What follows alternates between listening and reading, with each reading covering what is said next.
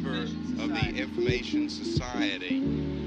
That's a difficult question because I didn't know we were in the information society. Yeah, you know what's funny? I was yo, the nigga, no, real shit. Like before we get to the shit, before we get to the jokes and shit, I was listening to Joe Budden. You know, he got the podcast, but he also got this show called Pull Up. Like he just interview random niggas that interest him. Like he had T-Pain, Vince Staples, and I watched the T-Pain joint. Yeah, the T-Pain joint was a joint. The T-Pain that shit was funny as hell. Don't. Vince Staples could have been better, but Vince Staples' team made him edit out a lot of shit. So that was kind of fucked up. Okay. But the one I'm talking about is the one he had with Michael Rappaport. You know the. Okay, I've seen it, but I didn't check it out. Yeah, that was a good one. I fuck with Mike. I fuck with Michael Rappaport. He the white dude that you can bring to the cookout. You know what I'm saying? Like, he's cool. He ain't got no filter. I respect him. But anyway, it was like, I brought this up because it was talking about, like, podcasting and shit and how it's, like, it's taking on, how it's becoming popular, how it's become more popular now than ever and shit like that, blah, blah, blah. And they was talking about, like, the keys. What's the key to making a podcast successful? What's the key to having your shit grow? And you would think that it would be like a whole bunch of difficult responses and everything. Well, you got to do this, you got to have your marketing and blah, blah, blah. But nah, the niggas just kept it 100. Like, he was like, yo, just be consistent. You know what I'm saying? Like, just be like the dude Joe Rogan, the dude from Fear Factor and shit. He is living luxury off of him. He is one of the first to start a podcast along with Combat Jack from like back in the day. Like them Joe Rogan and Combat Jack are like the pioneers of the podcast shit. But he's like, Joe Rogan is making millions off this shit. You know what I'm saying? Without having barely any sponsors. He might like have one or two. But the main thing I'm getting at is consistency. Like they was like, be consistent. Like pick a day. It's Tuesday at 2:00. Stick with it. And I was just kind of thinking, like, outside of the last couple of weeks where boys was busy, like, we on the right track, man. If that's the key to success, you know what I'm saying? Like, niggas been at it for a minute, we been busting our ass. You know, we had a couple of life shit get in the way. But one thing I can say about the Common Sense experience is we come back, we stick with it. So, you know, I'm excited, man. I think there's nowhere else to go but up from here and shit, man. You know, the key, the main word they was using in having a successful podcast is consistency, and I think we on the right track with that. That's it, man. A little positivity and shit, you know. That's fact, bro. Before we get to the shit. Yeah, man.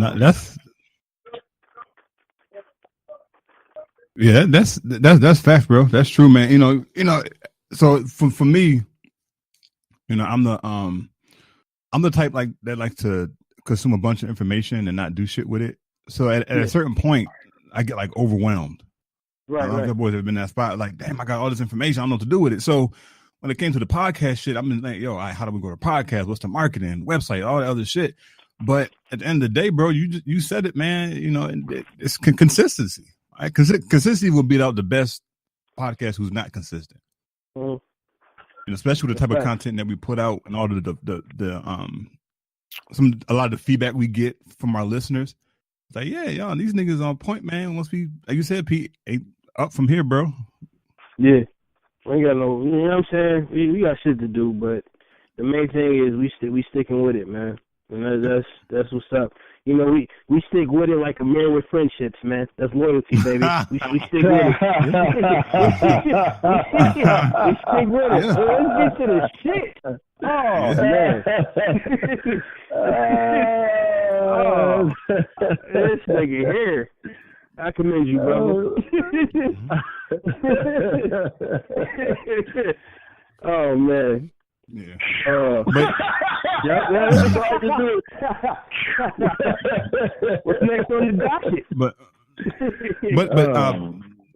But last thing though, but Pete, I think even what makes this the Common Sense experience even more powerful is that the fact it's therapeutic for all of us. Absolutely. Like this shit is fucking therapeutic, bro. Like we can get on the air and just talk shit, like get shit off our chest that we normally wouldn't have because, you know, especially me and you, we're remote. You know what I'm saying? We're not around Right. As far as much as, you know, but even for Amir, because I know Amir got his shit going on with them, and everybody's coming to Amir with his shit. So when Amir get on here, it's like, oh shit, he can now release. Pause. Yeah. He can start, you know what I'm saying, and get his shit out as opposed to always hearing other people's problems and shit. So yeah. Oh no, Amir does get his shit out. He definitely does. I witnessed. Yeah. even when you tell Amir, like, yo, man, just chill, man. You gotta relax. Just let him live, man. Nah, he killed niggas. Petty mercy mode activated, my nigga. Oh shit. Hey.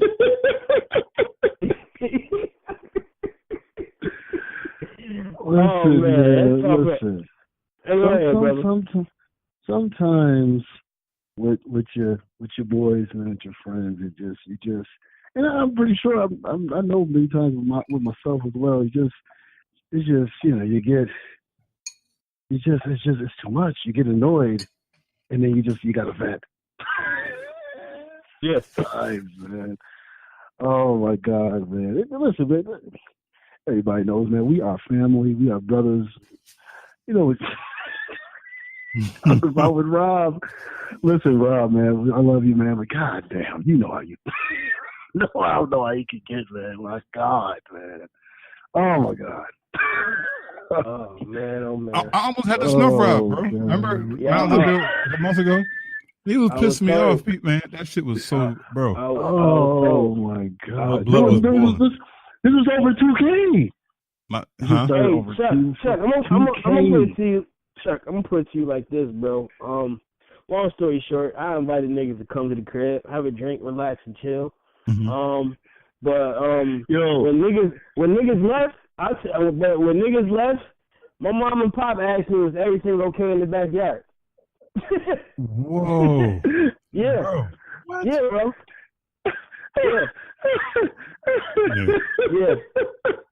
Yeah, man. That's crazy, bro. That's man. Yeah. That is my brother to the death. With that, Rob is Rob. He knows. Yeah. Yeah, it's not like we don't tell him. He definitely knows. Good grief. Damn, yeah. That's crazy, man. Bro. That's crazy, bro. Let's get to this shit. Chuck, man, what's the name of the show? What's up, everybody? So this is the Common Sense Experience, featured only on the Black Podcasters Network. We took a couple of weeks off, but we back. As brother Pete here said, we back. We got a lot of shit to talk about today. If you haven't yet, be sure to subscribe to the podcast, iTunes, iHeartRadio, and now Spotify. Yes, the show is on Spotify. So we make a move slowly but surely.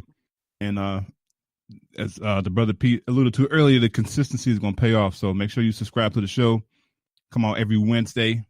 Some new shit, new content up to date. And shit you won't hear on other shows, other networks. We go win. We don't have any filter on this motherfucking show. It's the non-filtered show. These are facts.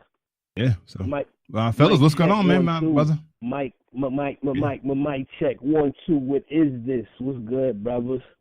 Shout out to the Dallas Coon boys and Dak Prescoon. Dak Prescoon. Dak Prescoon. I'm sensing some strong niggatry on the force today. You said niggatry. Hey. Good old Dak, man. Yo, y'all see the meme that they put up that had his face over the dude from Life, the black dude? Nigga, somebody did a mural. Did you see the mural? Somebody did a mural of that shit. Yeah. The Get Out joint, that shit was raw. That shit was raw. That was dope. Salute to whoever did that in Dallas. On top of that shit, in Dallas, somebody did a mural of this nigga with the Get Out face, and it was fucking beautiful. It was beautiful. Dak Prescoon. It was beautiful, brother. But before we get to can we get to it, please? Before we get to that, can we get to it? Can we get the rock, bro? I'm gonna say this, and then I'm gonna say go, and I want y'all niggas to go. Oh, Amber Rose put this up recently. Women fuck who they want, men fuck who they can. Remember that, and go. Chuck, you want? Cause go ahead, Chuck, man. I'm gonna go after you. I'm gonna go after you, brother. I mean, that's facts, bro. I mean, You know, shorty. I mean, a chick can walk up to you. Let's say you know. Let's not go too extreme. Let's not say she's some random bro. Let's just say some chick you work with, whatever. And she bad as shit. She's like, yo, I'm trying to smash, right? And if she goes to one dude, he may say no, whatever the case may be. And she goes, long story short, she will get dick by the end of that night. Right. Reverse side, it's not that easy for us. It's not a walk in the park for men. I don't give a fuck how good a nigga look.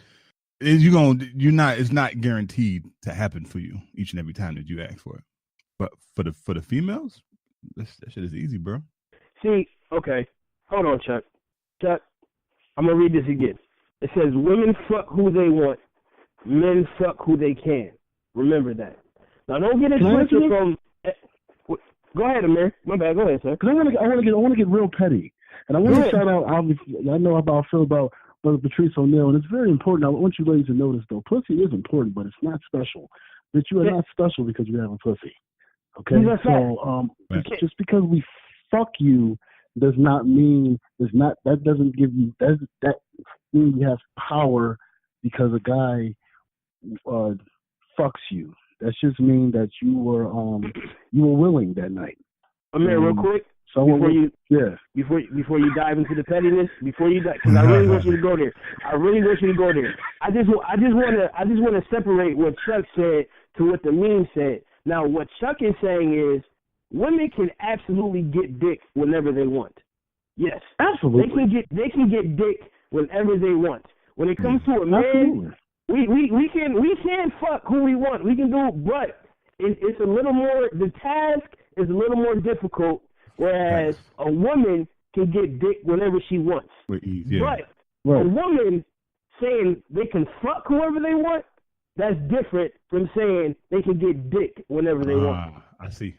Okay. Okay. It's called. Well, I mean, we live in a society right now. We are uplifting thoughts. Right now, it's an uplifting thoughts. This is facts. And they have this thing right now and maybe even us to a certain extent. We don't go obviously to the extent that a lot of guys go to though, but you know, just even liking a photo to them is all of a sudden they think that's like, bitch, just you're naked and you got a nice ass and you doing this. Yeah, I might have liked it, but I might have even DM'd you, bitch. That doesn't mean I just DM'd like 100 others. Right. Not special, bitch. The same message. Verbatim. Right. Yeah. But you know what I'm saying? No matter of fact, even if I might even you even get the full on. I just sent you half a chub, but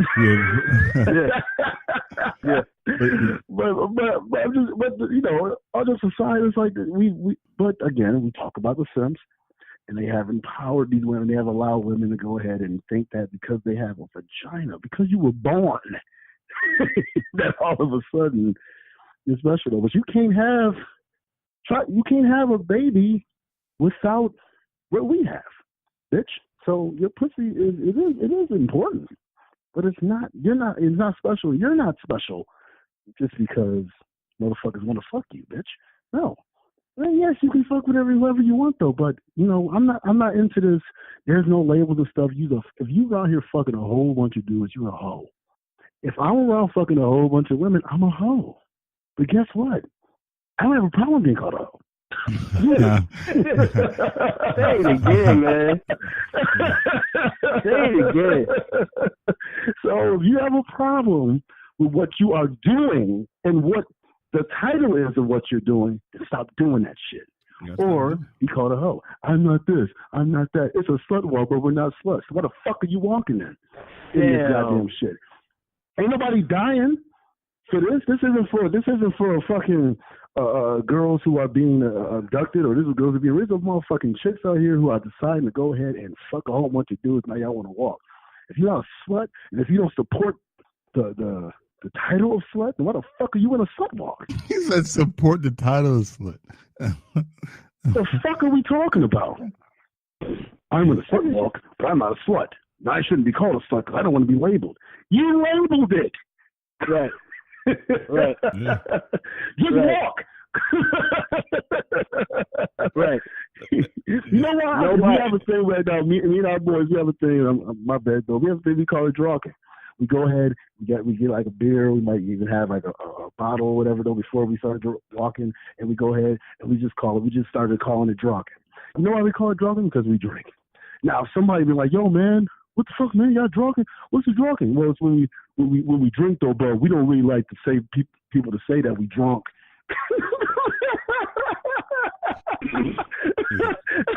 Even though we're calling it drawking, like, get the fuck out of here. This fucking entitlement, this goddamn bullshit or whatever though. You pussy ass niggas, stop letting these bitches go ahead and say whatever the fuck they want to say. They don't even know what the fuck. Why they're saying shit. They're just saying shit just to say shit because they know they can get away with it because you niggas is going to let them. Stop that shit. Cut it out. We live in a world of walking contradictions, fam. We have social networks. We have Instagram where you have bitches who have the finest BBWs, foot fetish page. Any type of sock with titties in the ass who's a stripper has a page with a cash app saying send me all of it, send me your money and I'll send you my nudes. But in their biography of their page, no dick pics. Huh? Wait a minute, hold up, pause, bring it back, rewind, flag on the plate, file, personal. Number 2, nigga. So you mean to tell me you're selling sex, right? That's all you're doing. You're selling sex to a bunch of niggas.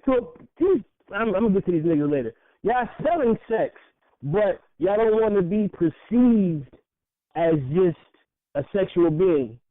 So y'all want to be perceived as people, but you're selling sex. I'm fucking confused. Like, okay, hold on, fam. I DM you. Like, yo, man, what's good? I got $50. Can you send me some nudes? I'm trying to fuck too. I want to meet you in your hometown. Nah, you can't do that, but you can send me some nudes. Like, what's going on in life? What's going on in life where you can't send a bitch that you want to fuck a dick pic because she's showing titties all over her Instagram page? I'm fucking confused. Right. And these be the same bitches that be marching with Amber talking about slut shaming on the slut walk. Right. Yo, man. Real crazy. niggas is becoming extinct, ladies and gentlemen. And you fake suck niggas who you fakes for the ad beautiful niggas are fucking and you bitches are putting these niggas on a pedestal, and then y'all follow up with it. I hate niggas. Niggas is so disrespectful. Niggas ain't shit. Why can't I find the real man? Bitch, you writing all of this, but your page is full of foot fetish. DM me now. Meet me at Club Live. It's going down. Like, what are we doing here? What are we talking about? What's going on? I'm fucking confused. It's a porn star named Lisa Ann. And she said, and she OG porn star. She said, there's no way I can get offended that guys want to fuck me when all I've sold my life was sex. Because now that I'm on the business end of the game, I can't get mad at guys for wanting that. I just tell them rightly, and you know what I'm saying, though, thank you, but no thank you, whatever, though, and keep it moving. I don't have to go ahead and make them feel bad or I have to disrespect them. Like, this is the reason why I got what I got. And a lot of these girls, they get, because they sell sex, they go ahead and people want them to sell their products, so they get money from that and all that shit. Though it can be, I don't know if lucrative is the right word, but it can be profitable. Yeah. You know what I'm saying, though? And to very few lucrative, but most just profitable, which is still good. I mean, if you're making a few G's or extra 4 or 5 G's a month, you know what I'm saying, though, off of this shit, though, that's damn good. I wish I could make extra 4 or 5 G's, though, just put them in a goddamn picture or whatever, though. But that's what they do. And I think that goes back to my bad, my image. No, go ahead, bro. I think that goes back to a previous episode, man. We was talking about this, bro, like how easy it is for women to get that additional cash just by putting flashing their body on Instagram, bro. Right. Like you said, they probably making the good ones, the really good, like, you know, Malia. I think she has like 1.5 million followers. I'm sure she's making bank from them some niggas subscribing to her shit to see her shit nude. And there's a couple other joints on there, and they're making 4 or 5 stacks a month just by putting pictures on Instagram. Right. That's like 10 minutes of work, if that. 5 minutes of work. Snap a pic, put it up on there, boom. And that one picture, you done made what, a couple $100? That's like you going to Burger King, like, yo, I want a Whopper. She's like, all we got is all we are is just Whoppers. We're more than just Whoppers. Like, you're home with a Whopper, though. I'm sorry. You want a burger? What you mean? Like, bitch, that's what you're selling. You're selling sex.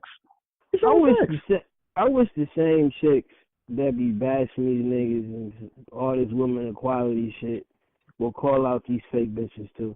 I really do. Like, it's hard, especially if you still out here, you know, and living a single life, trying to find you a woman and blah blah blah. It's difficult now. You know what I'm saying? Because it's hard to weed out the real women from these quote unquote bad bitches. You know what I'm saying? Yeah. Nigga. Yeah. Any real nigga, see, that's the chicks that be complaining about these dudes. They don't be complaining about real niggas. They be complaining about these fuck boys that they put on the pedestals. Y'all be complaining about these niggas y'all loved in high school that never made it in life, but they was popular as shit. You know what I'm saying? Yeah. Like, I wish these women would call out these other women like, y'all making it bad for the real niggas, and y'all making it bad for the real bitches. Any real man, listen, man, I had a conversation, right, about fake titties and about how women, I don't know how the fuck I got. I think I was drunk. I was on vacation. I had time. Y'all niggas know me. I don't like doing this shit, but I had time. Somebody was like, yo, somebody put up, yo, we don't like having our newsflash, man. Women don't like having their nipples sucked while sex. I'm like, well, that's a goddamn lie. Unless she has fake titties. You know what I'm saying? Wow. Any real nigga know playing with the nipple while you playing with the clit at the same time. That's a tsunami waiting to happen. It's like, so a dumbass fake bitch with fake titties had to create this meme. So I jumped into the conversation. This is all lie. Somebody with Black China titties wrote this. And then here comes all the women. What you mean? Yeah, men like that anyway. Y'all niggas always like talking about asses and the third. I'm like, excuse me, ma'am. You don't know me. You're not on my friend list. You're not talking about me.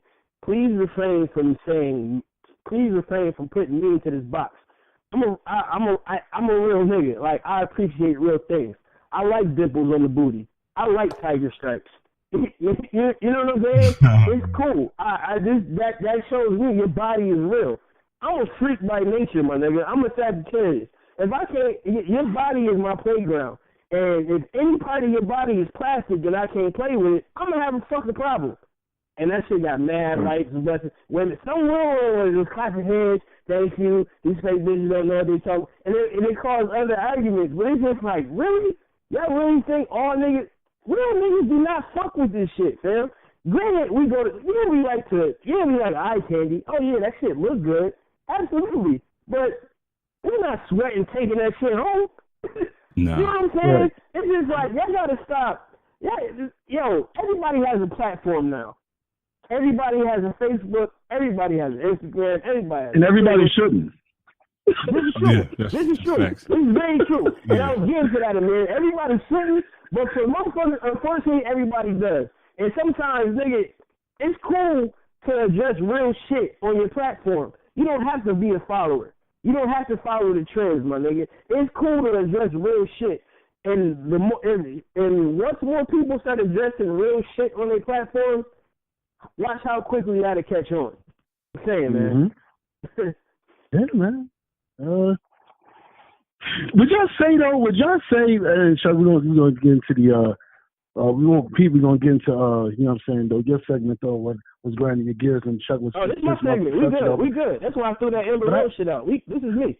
Okay, all right, because I got to ask them what's in it, though, and Chuck, I'm going to go right into your segment, though. But I got to ask you, though, do y'all think it is that women as catty as they are, as petty as they are, whatever though, as much as they, you know what I'm saying though, always talking about I don't fuck with bitches though, because bitches be doing this or whatever though.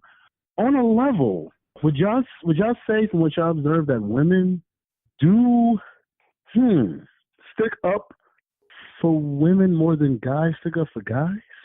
Like on a level, like in a conversation like that, I feel like, and maybe it alludes to what started the joint with the Amber Rose thing, is that guys, because we're constantly trying to get pussy, we're willing to throw each other under the bus. I'm saying though, for the greater, I guess, good, so to speak, of men code than women are. Do y'all see that? Because that's what I see. But I don't know if that's what y'all. Let me get it straight. So you asking, basically, you think women stick up for women more so than men stick up for men? Yes.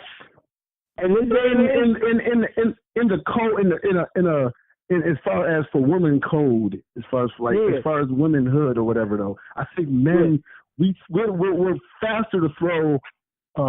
We're faster to sell out man code to try to get pussy more than women, obviously, because they can. They don't have to. I think that's what I observed. What do y'all think? Niggas is making livings off that, bro. I'm sorry, Chuck. I know he asked you first. It's some nigga named Derek Jackson, or I don't even know if that's his fucking name. that he really be fucking Captain Saberho. And bitches be following this nigga faithfully and be sharing his message like niggas need to listen to this. Real men. No, the fuck we don't. You know what? It's sad. Most folks understand everybody got an agenda. Whether it be for themselves, whether it be for something else, everybody has an agenda. I didn't see that. 9 times out of 10, these motherfuckers that be capping for these bitches are in their DMs saying, "You right, beautiful. You absolutely right. I agree with you. What you doing tonight?" Those be the worst niggas. The niggas that be capping for these bras, and in return, these bras be fucking double tapping the likes, be sharing the messages. That's how all the fake shit gets shared. That's how all the fake niggas get rejoiced. You know what I'm saying? So to answer your question, Amir, absolutely. You be seeing niggas on a stat talking about, yes, you right, sweetheart, I can't believe it. And then a man with an opinion, he's not arguing with her, he's not disrespecting her, none of that shit. He has his own opinion, so he'll throw an opinion out there on the stat. Say somebody put niggas ain't shit. And then the man will be like, well, how did you come to this conclusion? Or, you know what I'm saying? I feel you may not all men. Then you have a man jump on that man's stat, leave that bitch, you leave it alone. You don't know it like that. You don't know what she been through. All niggas ain't shit. So you ain't shit either, my nigga, because you a nigga too. It's just like, yo, bro. Oh, man, we can talk about this for days. Go ahead, Chuck. Yes, I see it too, man. I see it too.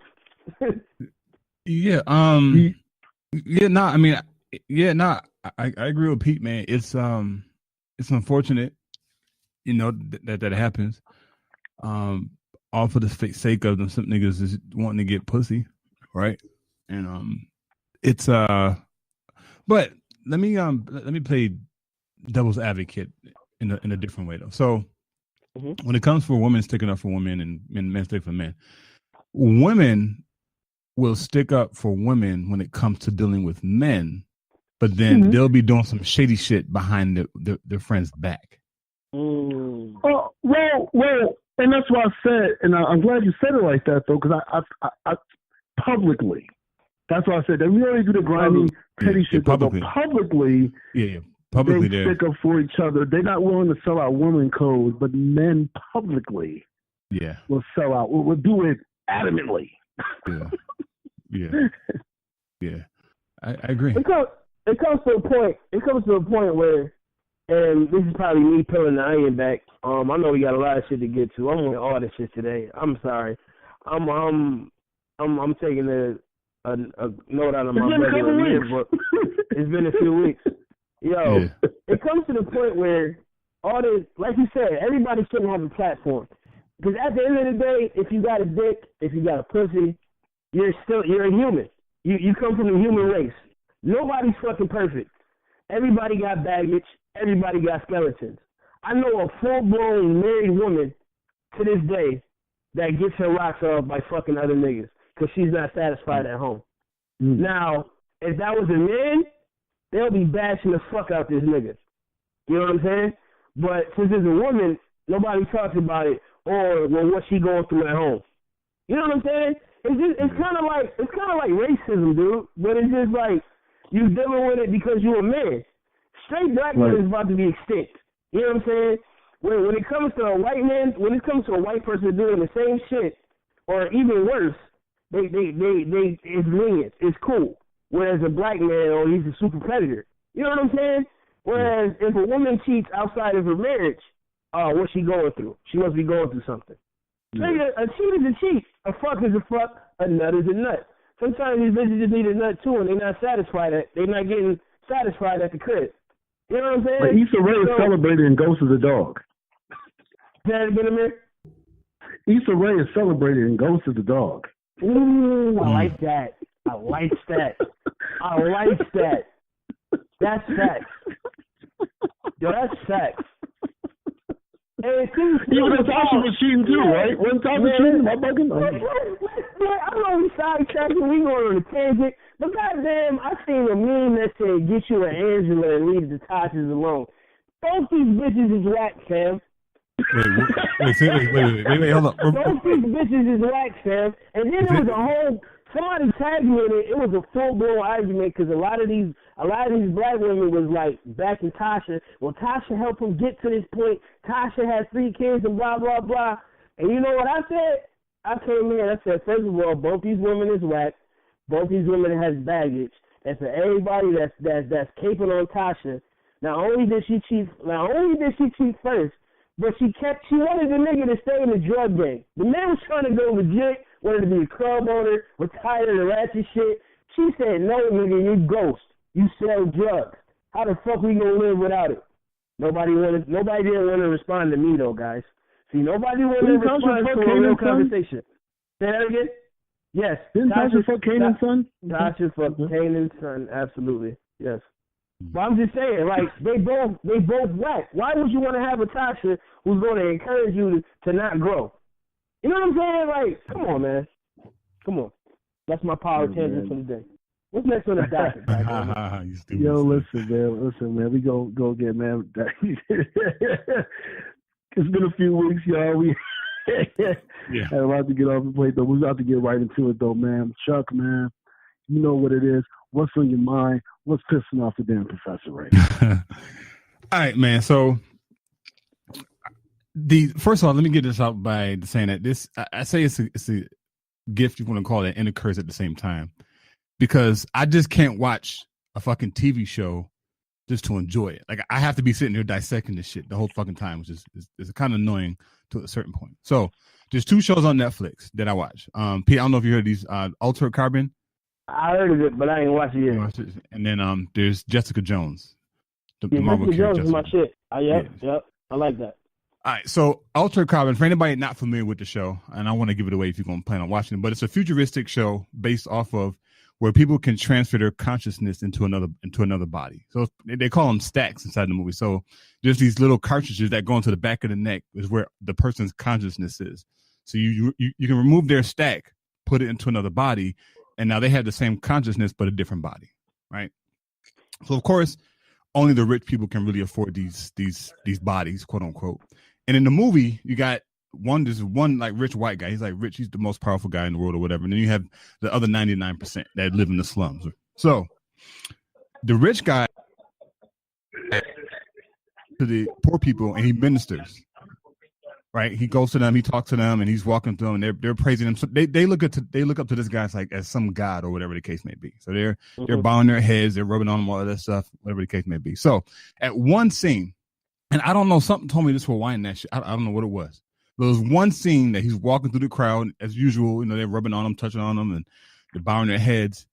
There's this black chick, young black girl who actually kneels down and bows her head. I'm like, okay, he's showing reverence, whatever. Then he keeps walking. And then something tells me, all right, Chuck, rewind the scene and see if there are any other black people in that scene. So there's about 100 people in that scene. She was the only black person in that scene. Alongside the fact that she was the only person that kneeled down. So in my mind, I'm thinking, All right, so the only black person in the scene, the only person to actually kneel. Kneel down, right? And I'm like, okay, what's then? Could I be reaching? I don't know. No, It seems not. fucking. It seems fucking You're ironic. not. Yeah, man, this was crazy, bro. Yo, movies and shows be having subliminal shits, man. You gotta catch it. Like the naked eye can't catch it. But the shit that you're talking about right now, Chuck, that's the stuff that we supposed to talk about. That's the stuff you need to catch. Yeah. Because like we talk about in other shows, media controls the brain. You know, you unwillingly are controlled by the shit that you watch and see. That's why you see like certain commercials at 2 a.m. where you see diet pills, infomercials, but yet you still got a Burger King commercial. Like, noticing that the only black person in the whole group was the only one that kneeled. Absolutely, that's some shit we got to. Yeah, man, that shit was crazy, bro. And like I said, it was kind of, I don't want to say intuitive thing that said rewind, because like I said, man, I just can't, and I don't think any of us can now watch shows. You know what I'm saying, with the information that we have and what we're trying to do and create here on the Common Sense Experience, I don't think any of us watch the shows the same way we used to watch shows. Mm-hmm. Like we watch them for entertainment purposes, but we're always in our minds looking for, all right, what's some shit that we need to talk about with some address. Right. So that was with Altered Carbon. Which, I mean, outside of that, the show is good. The concept is good. I heard it was. Yeah, it's a good concept and shit. You know, will that happen in the future? I don't fucking know. But it's an interesting show. So on the Jessica Jones shit. So I fuck with all the Marvel shit on Netflix, like Daredevil, Luke Cage, Jessica Jones, the Defenders, the Iron Fist, like all them shits. I watched all them shits. Yeah, me too. Yeah, them shits. And Marvel does a good job, or Netflix and Marvel, they do a good job with putting their shows together on Netflix. Like the whole storyline and shit, that shit is dope. There was one episode in Jessica Jones. So anybody not familiar with it, there's a villain called Kilgrave, and Kilgrave has an ability to control people's mind, and they do it right. Like he tells somebody to put their hand in the blender, they're gonna put their hand in the fucking blender. Like there's no willpower involved in that shit. He says, shoot yourself in the head, you're gonna shoot yourself in the head. The only person that he's not able to control from the mindset is Jessica Jones. Right. Now there's one, I think there was probably 1 to 3 episodes where Luke Cage was in the episodes. And of course, Luke Cage doesn't have that filter. So Kilgrave comes across Luke Cage, and he knows that Luke Cage and Jessica Jones are good friends, whatever the case may be. So he tells Luke Cage to fight Jessica. Right. So this is one scene where they beef and they're going back and forth. Now, mind you, Jessica Jones is strong as shit. Don't get me wrong, but Luke Cage is just as strong, and the nigga's bulletproof. So when I tell you she whipped Luke Cage's ass, like she beat the shit out of this nigga, and I'm like, okay, it's all right, cool. It's a Marvel beef, whatever the case may be. But then I started thinking, like, in the mind of a father, all they saw was a small, skinny, tiny white girl beat the fuck out of a big, strong black man. And I'm like, yo, that's fucking crazy. Like somebody, we'd be able to know like that shit is probably, that more than likely would not ever fucking happen. But in the mind of a 5 or 6 year old, come on, man, that shit is like, and that shit hit me like, that first of all, that shit didn't even look right. Like, come on, man, like really, Jessica Jones beat Luke Cage? Come on, man, that nigga's he's just as strong as her, and the nigga's bulletproof. How is that even possible? It goes back. One of Corey Holcomb had a show, and he got a podcast, and on one of the joints, he was talking about how, because he does Black Jesus on Cartoon Network. Yeah. And on like certain like in the scripts, like you can say nigga, but you can't say bitch. You know what I'm saying? And like you can say nigga all you want, but you can't say bitch. You can't disrespect a female or like white people, but it's cool to, bug out and say nigga, show the black stereotypes, the pill poppers and all that shit. And it just go back to like the control of it. Yeah. Now you say, and it's funny. Now mind you, I watched both seasons of Jessica Jones. What you was talking about was in the first season, and I ain't even really I watched it. but I ain't even take it like how you just said it. Yeah. But like, peep how that's cool though. Like, first of all, if the roles were reversed and it was Luke Cage beating Jessica Jones' ass, they'd been boycotting Luke Cage. They'd have said, why did she even make it? So it goes back to the programming, man. And like you said, we consume so much now. TV is not the same. Like, we don't watch TV the same. Like, you can binge watch a season. You don't have to wait through commercials anymore. So it's like, how you interpret shit, you got to do it differently in order to I guess, to not stay all the way programmed or to not get desensitized, I guess, for what I'm trying to say. Because if you don't take it like that, then you just gonna see that some regular shit. And like you said, a 6-year-old, a 5-year-old, they see a white woman beating a big black man's ass and thinking it's cool. Yeah, yeah, man. It shit is it's crazy because it and again, I don't want to make it seem like it's just straight. Like, yes, I watch shit on Netflix for entertainment, but I think we're all at a level now. It's like, because we see the bullshit, like we know what's going on, so we're watching this shit through a different lens. I mean, so, but yeah, man, that's the shit that was. I've been wanting to talk about that shit for a minute. I'm like, this is fucking crazy, man. But it is what it is. To all the white people out there, how you guys feel about possible terrorism happening is how we feel about racism. So you kind of know a little bit how it is to be black, because we constantly fear of possible racism. So for those out there that oh God, or the black people that are reaching again and stuff like that, though, why don't you worry less about us and if we're reaching or if we're going overboard and stuff, though? And why don't you check the people that are still out carrying out racism? Since you're so good. Yeah. That's real. Yeah. You know what I'm saying? So, yeah, man, like you said, man, go ahead, Chuck, my bad. No, really quick, and the fact that I think Pete kind of said it earlier, the fact that we have to have this type of conversation, that's a whole nother conversation in itself. Yeah, right.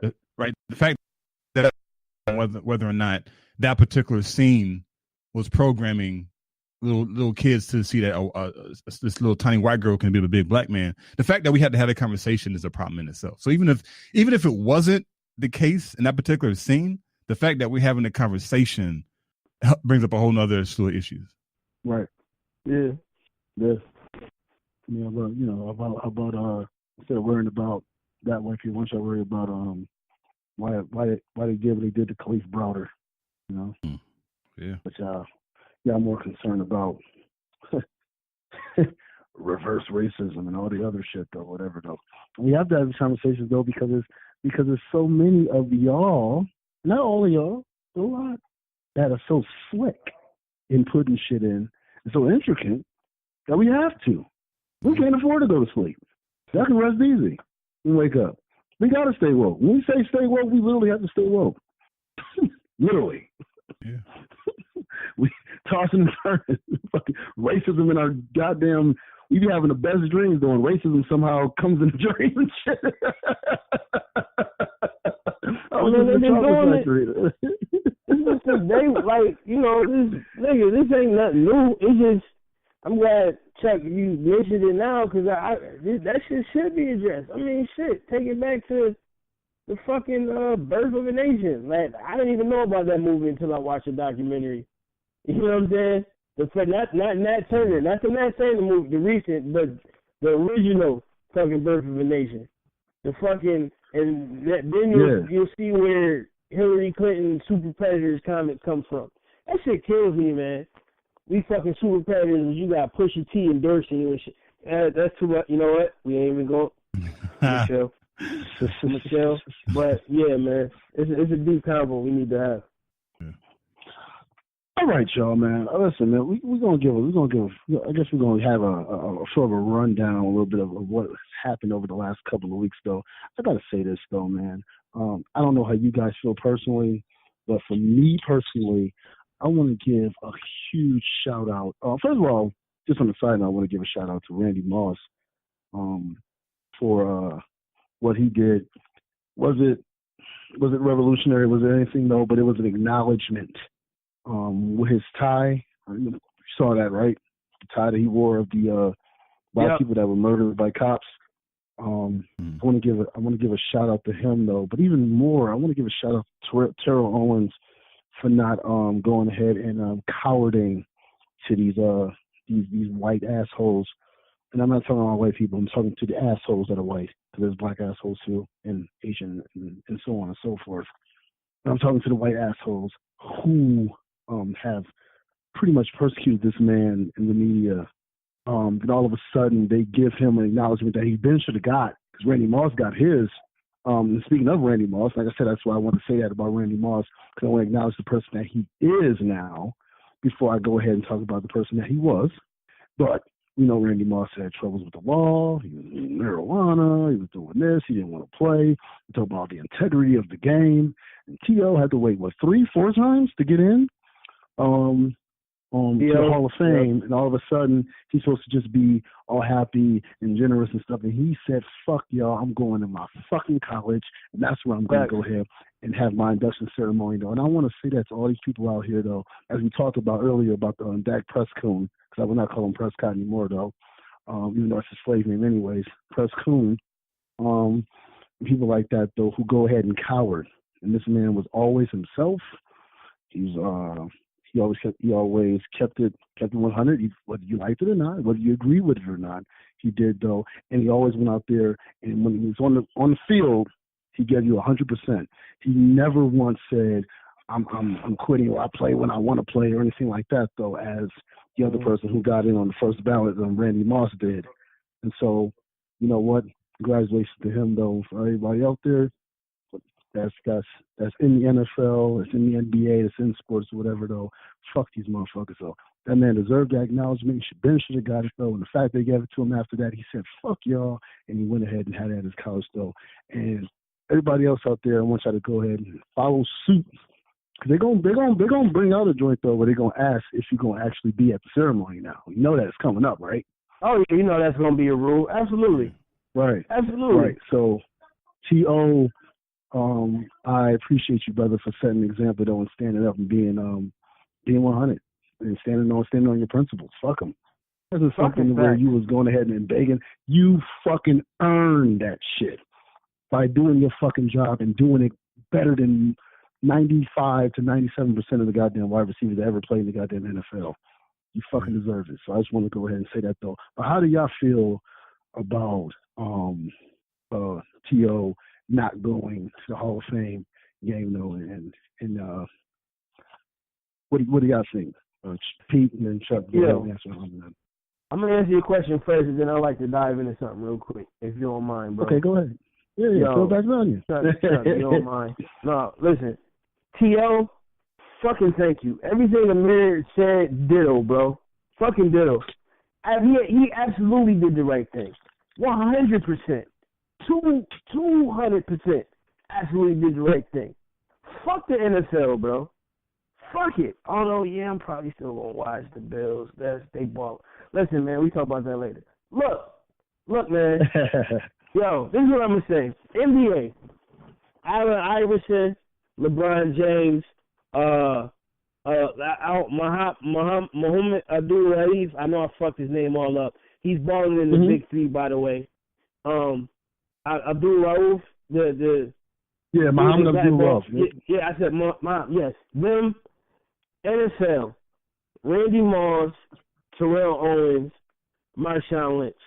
These niggas should be the fucking pinnacle of their sport. They should be the leaders of their sport in mainstream media, but they're not, because they're strong black men who have their own point of views, who are not perfect, but they're leaders. Instead, they want to put a Michael Jordan on a fucking pedestal. They want to fucking put a Tom Brady on a pedestal. And it's all trash, bro. It goes back to Chuck was talking about alluding to when he's talking about the program and shit, bro. T.O. absolutely should be recognized for what he did. This man ain't never had no off-field issues. He has no record. Ain't been to jail. no mugshots, ain't beat nobody ass, and got blackballing him. Why? For what? Because he spoke his mind? Because he spoke out against the NFL's bullshit? Because he refused to be a fucking slave? You know what I'm saying? Like, that's the shit that kills me. Randy Moss, they try to get him out the fucking paint early. I don't know if you saw his 30 for 30. You know what I'm saying? They try to get him out the paint early over some racist shit. Another nigga that the only reason why he has a mugshot is because of the bullshit they try to get him out. They try to get him in. That wasn't even his fault. Played the game how it was supposed to be played. No issues. Marshawn Lynch, yeah, he has growing pains, but this nigga also takes care of his hood. He gives back to his community. He does for the people. He works for the people. But y'all label this nigga as a monster, a big-head asshole, because he don't fucking conform to mainstream media. He doesn't give y'all what y'all want him to give y'all. Fuck out of here, fam. These are the leaders. These are our heroes, fam. My father is my hero. I believe in God. My pop always told me nobody is better than you. No, you're not better than nobody. But don't ever keep your head low. But if you want to call niggas a hero, Marshawn Lynch, Randy Moss, T.O., absolutely, man. LeBron James, Allen Iverson, absolutely, man. Absolutely. T.O. absolutely did what he's supposed to do. And my bad, I'm almost done, y'all boys, I promise. Yo, this nigga T.O. went back to his community. Went back to where it all started. Come on, man. Like, this, come on. He didn't have to do it. Now, because of that college probably going to get recognized. They got popping for a minute. You know what I mean? They got some airtime. Ain't no telling how much scholarship money they can get for poor black kids because of what fucking T.O. did. And NFL pissed off because he ain't come. Y'all been dicking him his whole career. Randy Moss, let's talk about the time. See how nervous Quinn Lewis was next to him with his Beijing on the top of his head. Yeah, he a big nigga. He probably beat my ass, but I still say it to his fucking face. Randy Moss, shout out to him. Shout out to him with the tie, man. Like, that's real. Yeah. Getting recognition on what the reason why Colin Kaepernick kneeled. Another hero.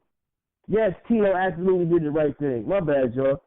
No, man, you're right, man. And just real quick, man, I also want to do shout out though, because Randy Moss, he did at the podium, not the podium, when they was after the ceremony, when they was talking to him though. Ray Lewis is happening to be sitting right next to him. I think he purposely did that shit to make him uncomfortable, and I loved every moment of it.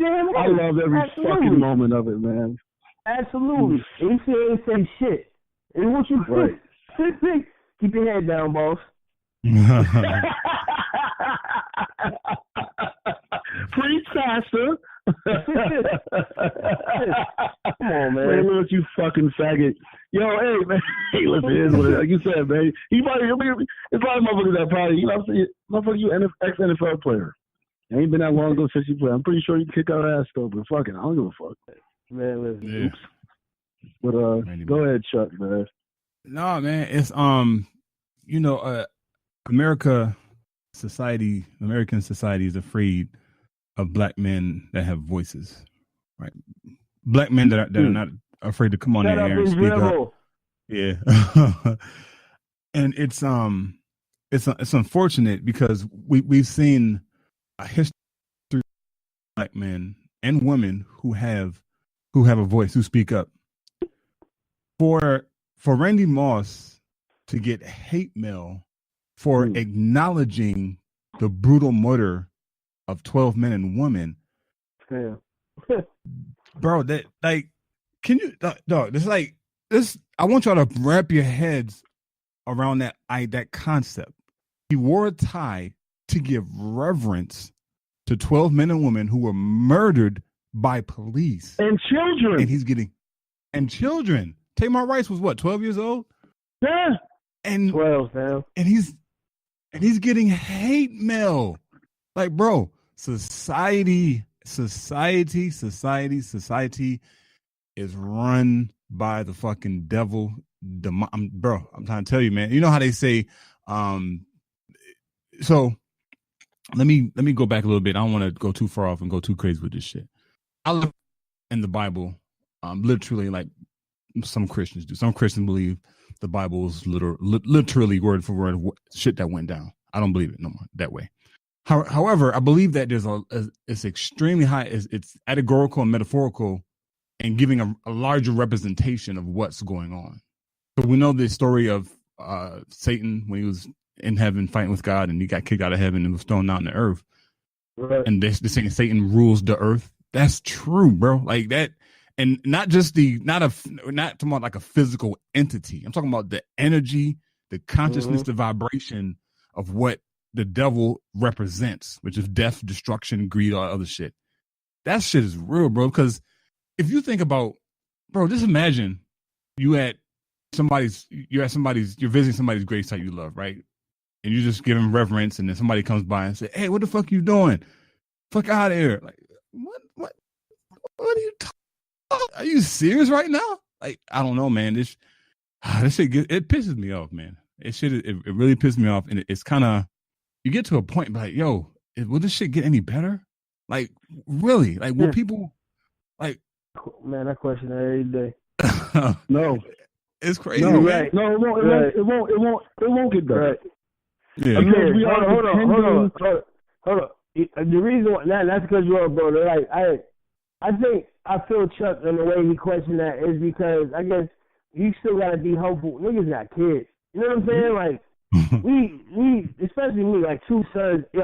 Like me and my wife. Long story short, my wife didn't get a point, and I kind of made her realize something about raising two black men in America. And we cried and hugged each other in the kitchen, bro. Like, that's what white people don't understand. Y'all don't have moments. Y'all don't have moments like that. Yeah. Like, we cried and hugged each other because we were both scared. Like, and like when she realized she was so worried about what a teacher would think of our sons if they act out in a certain way. But I had to tell her, like, because she was pissed off because he got in trouble at summer camp.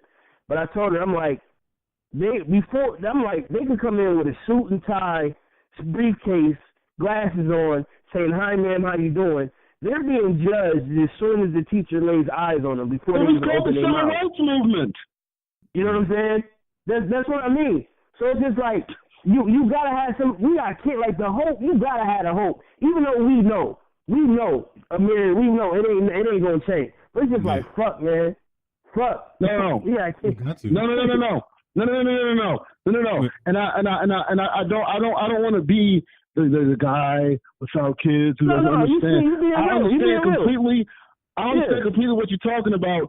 But if you are going to build something else, then the other thing has to be destroyed. And stop believing in it. Because when you're trying to build a new building, they put a wrecking ball down, and they fucking destroy that building. We are putting our hope in the wrong shit and looking for it to change. That's the problem. I don't have a problem with us running for something new, but the hope in something that has shown you that it's not going to change is what we're selling to our fucking children. Right. I don't want them to have that shit. Because I'm 35, and I don't have to fucking go through that shit and understand. And you realize, holy shit, this ain't going to change. I am 35, and I've been told this since I was 5. Yeah. But this is what it is, that we shall overcome. This is what's going to happen. Pray while they pray. I don't have time for that shit. Fuck that. I'm not passing that down to these goddamn children. No, fuck that. Destroy this shit, and let's build something new. We're looking for hope. Yeah. Speaking of that, really quick, I had a conversation with somebody real close to me. I won't say the person's name. And I was kind of expressing to them I was a bit stressed out, over the past couple of months, a lot of shit going on, financial, whatever. And and the person goes, yeah, I'm stressed out too, but I just put it in God's hand. And I wanted to say that's not practical to me. And what I mean by that is we've come to a point where we think God is this existential deity that exists outside of ourselves. So even with that concept or definition of God in mind, we're like, okay, well, I'm here, God is there. Like, we're separate from God. So when somebody says saying, what they ultimately saying is that it's in my hands because I am an extension of this existence that we call God, this energy, whatever you want to call it. Right? It's like an ocean. You take a drop out of the ocean. Is the ocean, is that little drop the ocean? No, but that drop of water that was taken out is an aspect of the entire ocean. And that's kind of how I had to, and I'm glad I didn't say it because everybody has a different idea or concept about God, right. However you want to define it. So I got to be careful when I react to people when people say certain shit, because that, to me personally, I think that's like more like a programmed answer. I'll just put it in God's hand. I'll just say a prayer. Like, come on, bro. Like, people have been praying. I'm pretty sure that our ancestors were praying and they still went through slavery, bro. It's an employee's mentality. Black people are taught to look at God in heaven like an employee. Hopefully I'll do good enough, right? Clock in enough, right? On time enough. Make sure I don't use too much of my goddamn vacation time, whatever. Though I'm good. I go ahead and I do what I got to do. And hopefully, when I'm old enough, I can actually enjoy. Hopefully I can live long enough to actually enjoy my retirement. And that's how we're taught the concept of God in heaven. It is what it is. Yeah. You're not supposed to have heaven on earth. You're supposed to go through hell because you're black. And you're supposed to teach that to the next generations. That's what they're supposed to go through. Passing down generational goddamn depression, generational goddamn fucking just we're supposed to be miserable. And you're supposed to be that because you're chosen. Well, unchoose me.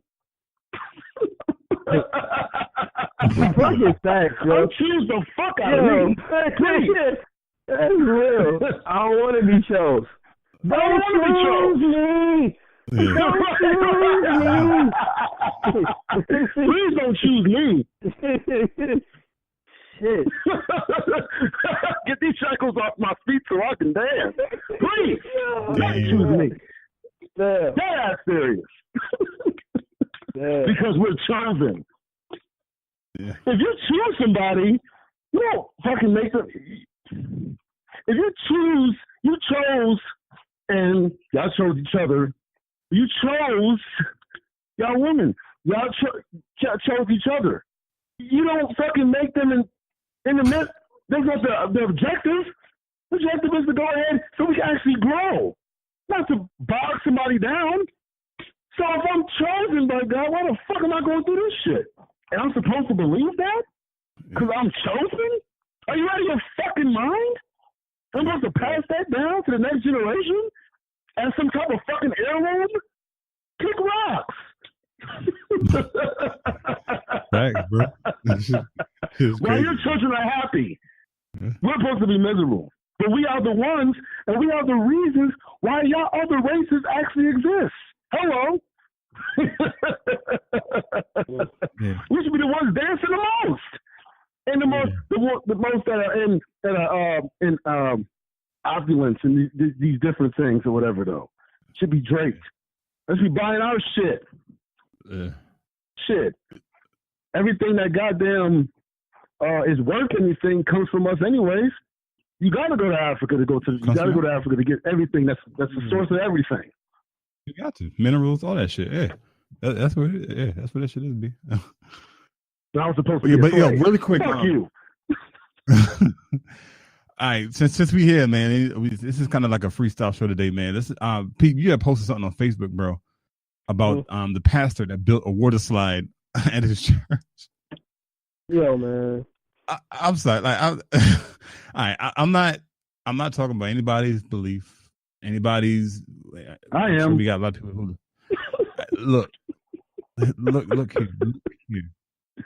This is one of the mega churches. On top of that, he built a water slide to baptize his members, bro. Like, religion has been so far removed from what it originally was created for. Like, it's absolutely ridiculous. Like, but religion was always created to be that. So spirituality wasn't. Religion was always that. Yeah, but even then, I think when you're talking about like spirituality, like if religion was never corrupted as it was. I don't have, because religion helps, in my opinion, it's supposed to help you navigate the spiritual realm. Supposed to help you navigate the spiritual realm. Because trying to navigate spirituality without a quote unquote system, or like an organized, is hard as shit. So religion was supposed to help people navigate the spirituality elevation. But because it was corrupted by the colonizers, and it is what it is today, it's like, well, shit, it's like a big joke now. Right? And which leads us to where we are today, when you have 50,000 member churches and your pastor built or baptizes members. I don't get it, man. I don't, bro. That shit is mind boggling to me. And I'm sure there's going to be some people who are going to justify that that's okay. What's wrong with that? We're in the 21st, 2018. We got to change shit up. What? Baptism is supposed to represent something spiritual. It's not a fucking game you sliding down a slide into a fucking pool of water. If you know what baptism really is, you would be infuriated by the fact that people are being baptized by going down a fucking water slide, bro. I can't, man. That shit it's too fucking bananas, bro. Yo, man, I saw a meme, right? After LeBron, and shout out to LeBron. I ain't gonna front, man. LeBron and T.O., they probably gonna be my black people for the day to recognize. I'm gonna say that shit early. After LeBron opened up the school in Akron, right? There was a meme going around. LeBron did what the church should have done years ago with the tithes money, or something to that effect. But shout out to Chris Dollar in a $60 million jet. Man, that's what I'm like. Yeah, man. Come on, man. Stop with the bullshit. We see what it is. Stop with the bullshit. And being against churches doesn't mean you're against God. I'm against religion. I'm not against spirituality. Yeah. You know what I'm saying? That's what I'm against. I'm against the shit that being able to have tax write-offs off the poor folks that follow them. That's what I'm against. You know what I'm saying? I'm against the motherfuckers who live rent-free and get all types of bread, but don't do shit for the community. You know what I'm saying? But I definitely believe in God. And I think God don't fuck with them either. You know what I mean? But I don't know. I'm just another nigga in America. But I say all to say, fuck religion. For real, man. Come on. Let's be real. Let's have an honest, like Amir said, we ain't got time for the games, man. Let's have an honest fucking conversation, bro. Let's have an honest conversation. You know what I mean? Go ahead, bro. Yeah, I'm good. Look, I want to give a special shout out. No, you have anything? Because I didn't want to interrupt. My bad, Pete. No, you're good. You did it, because I was about to go off on a tangent. You did the right thing, bro. That's good radio. I gotta give a shout out to the guy who's probably the product of his mom being ran by a train. Pastor Darrell Scott. This faggot fuck. This brother has said that Donald Trump might be the most pro-black president ever. Really? Full of other nigga ass pastors who were there in the White House. Again, in the White House, for y'all that think that the White House is black, because Barack was there for 8 years, though it's still white.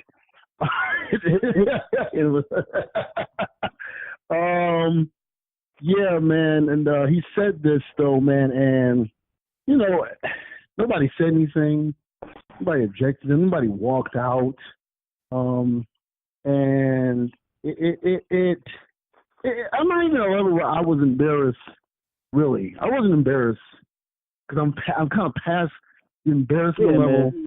Yeah, but I was it's more the positivity, and because of, I know that because of religion and stuff like that in the church, that there are black people that are going to give me either a pass or actually agree with him because he's a pastor.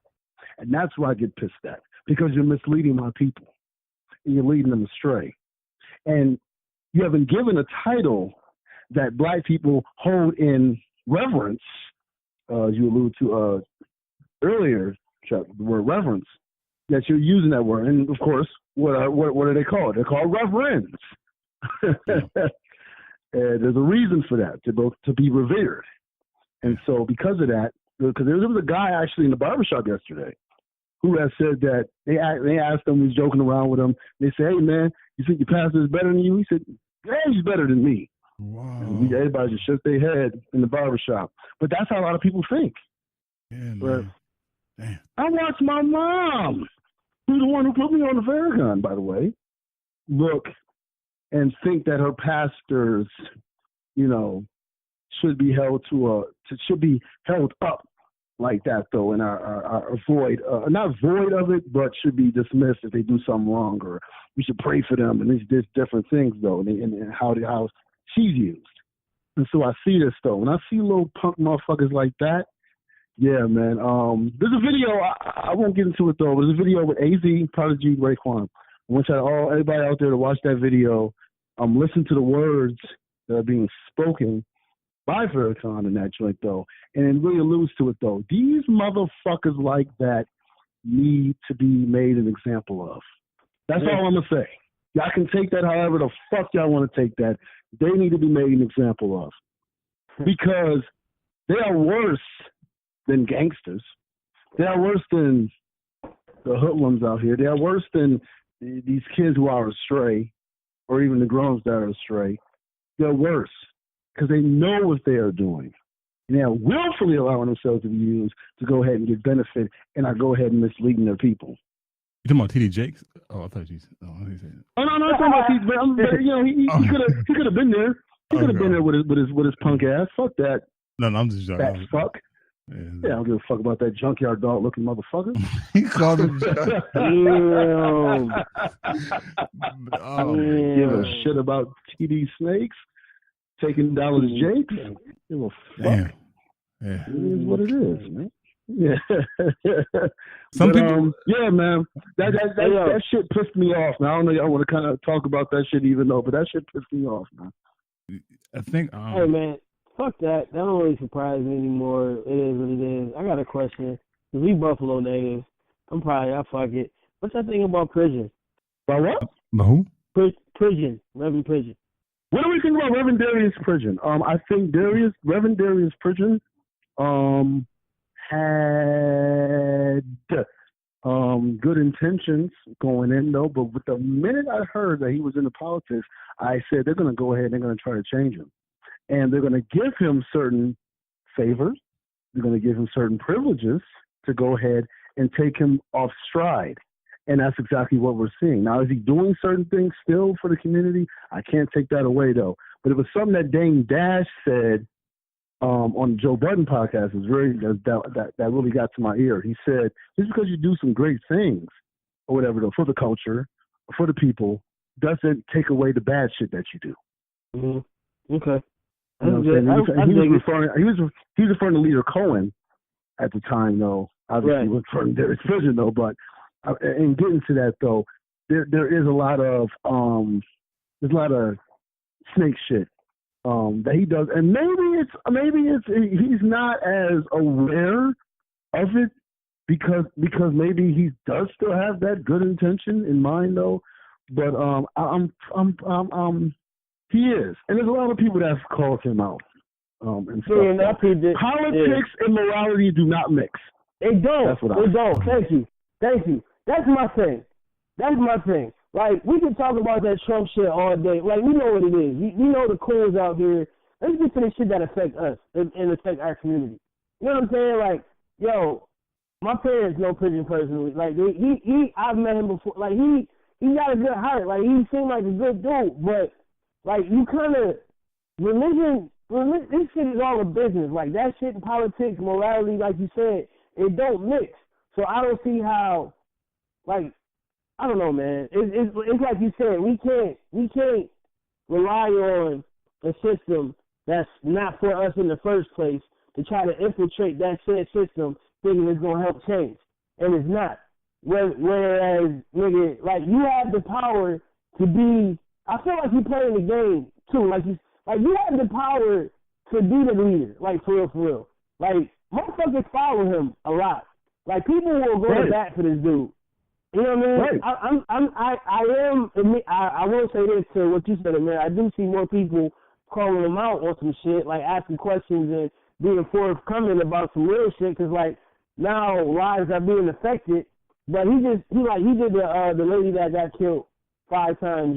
That got killed eulogy, and he put some shit on Facebook. There's some deep shit. But it's just like, man, why can't you go all the way in like this instead of trying to have your toe in on the politics shit? Because that don't, it's not gonna work, man. It's not gonna work. You can't serve 2 masters. You can't serve 2 fucking masters, though, Chuck. I know you want to get on this, but I just gotta say, you can't serve 2 fucking masters. No, you can't. You can't serve 2 masters. You can't serve 2 masters. Go ahead, Chuck. My bad. No. The problem with intention is that whoever it is, whoever you are, you can have like the greatest of intentions, but if it's not strong, like a strong, solid intention, if there's no like foundational values or whatever the case may be, when you get into whatever position you're going into, you have a good chance of, not good chance, but you have a chance of being corrupted and being swayed away from those intentions. Exactly. Right. So he could be in his mind, and I'm pretty sure it happens a lot, right? When people start talking like this, let me give you a kind of a practical example. So, Pete, I don't know if you remember or heard. So one of my brother's friends, Jamel, he reached out to me and said, "Hey, Chuck, there's a seat in Buffalo opening up next in 2020, and I think you should run for it." I'm like, "Well, okay, think about it, whatever the case may be." And he said the guy that's in the seat now, he helped get him there, and the guy did some shady shit, whatever the case may be. So that's why he wants somebody else to take the seat and replace him. And I'm like, yo, like I would have the best of intentions, but then when you get on the other side, it's like, damn, like it's because you sit on different boards, right? So I think like the base pay was like 56, and then each board you sit on is like an extra 20K. So you can sit on like 3 or 4 boards. So say I'm sitting, anybody else is sitting on the board, and say they want to tear down a particular neighborhood in Buffalo City, and I'm against it because like, nah, this is where I grew up. Nah, let's not tear it down. Let's kind of rebuild it, whatever the case may be. Say there's 10 people on the board, and I'm the only one that's against them tearing down this particular neighborhood, and I'm getting 20K from this board. They're gonna say, well, Chuck, you need to vote, or you off the board, right, or some shit, or whatever the case may be. Right. At that point in time, I have to make a decision. It's like, okay, well, shit. I'm off then because I can't go with it. But that's only 20K. Imagine some of the bigger positions where it's like 100,000, 500,000, $1 million sitting on the board, and you have to make decisions based off the collective of the group. Right. Of course you're gonna go with it. You know what I mean? So it's tough, man. I don't know. It's that's my thing, man. I know we got to move on, but that's my thing. Like LeBron just opened the school, right? Which is fucking dope. You got a leader like who we talking about, who's a pastor, who has the ear of the community. Like imagine if he was all the way in on some for the people shit. You know what I'm saying? Shit can actually change. I don't know. Because like Amir said, it's not like we trying to tap into the system. We creating our own system. And especially like the Buffalo's East Side, which is totally, Buffalo's segregated. So it's just like in Chicago, but it's smaller. You know what I mean? Like, imagine the East Side taking over. Yeah, we might deal with some shit. Some lives might be taken, but it's all going towards the path of what we trying to do. Instead of being stagnant or going in like double jets or jump rope, trying to infiltrate the system. Fuck the system. It's not for us. We need our own system. So that's what I was asking, man. It's like people pick and choose. People, I don't know, man. I'm going on a tangent. The powers is right in front of our faces. The powers that be, but like you said, you can't serve two masters. Morality and fucking politics don't mix. It's like you gotta fucking choose, bro. Well, the problem is that black people don't want to be at the table with other black bosses. They want to be at the white table and be the head nigga. Right, but that's dangerous, Amir, because you got like we just said. This motherfucker got followers, bro. Prison got followers, dog. You know exactly.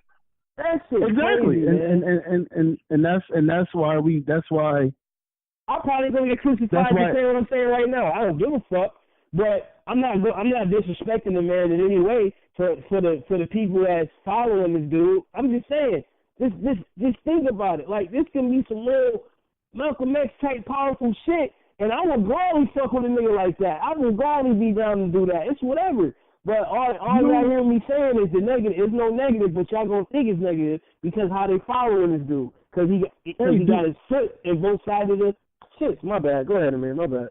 We started off this show talking about one of our dear friends, our brother. Thought you don't fucking disrespect by calling somebody out on the shit that they do. If it's in love, we've mentioned we see he's a good person, his intentions or whatever though, positive don't miss. So we don't disrespect him by calling him out because he's pastor. Because before he was pastor, Darius Pritchard, I think it was Darius. Yeah. From the block. Yeah. Talk about what title you got now, and now that's disrespect because you a pastor. Anybody gonna fucking y'all think I gonna not talk shit about the shit that I do if I somehow get a title, or Pete you get a title, or Chuck you get a title? What the fuck? Or because you got the calling? You come to the barbecue, we gonna talk shit like we always do. Am I right or wrong? Yeah. So we calling you out though because we're calling you to task. You want the job? You want to be in the politics? Well, politicians get called out though when they're not doing their shit though. Let's say we're pastors. We're still a human fucking being. Yeah. You can't talk about him. He a pastor. I don't give a fuck. Is he God? Or does he pray to God just like I do? All right, then shut the fuck up. The fuck are we talking about? Goddamn.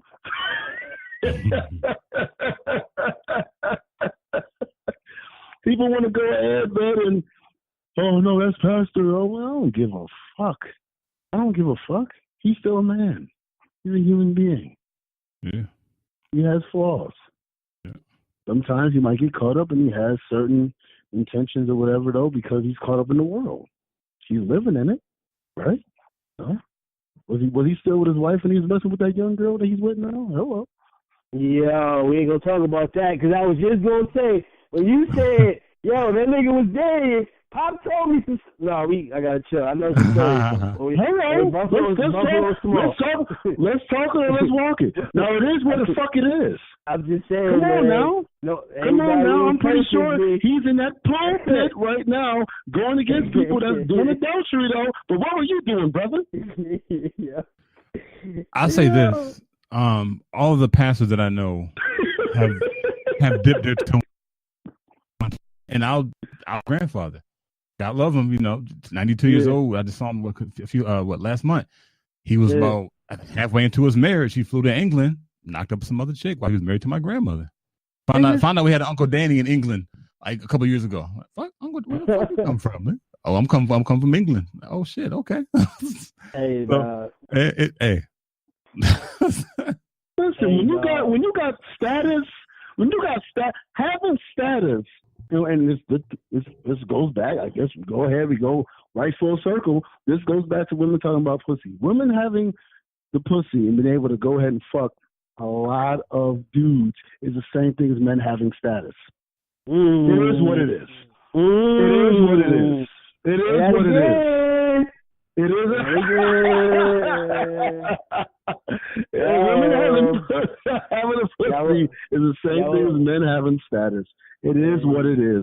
You see who the women fuck. They want to fuck when we in high school or we younger or whatever though, or even now whatever though. Who they want to fuck? They want to fuck the dude who got the money. They want to fuck the dude who's the drug dealer. They want to fuck the motherfucking dude who's the athlete.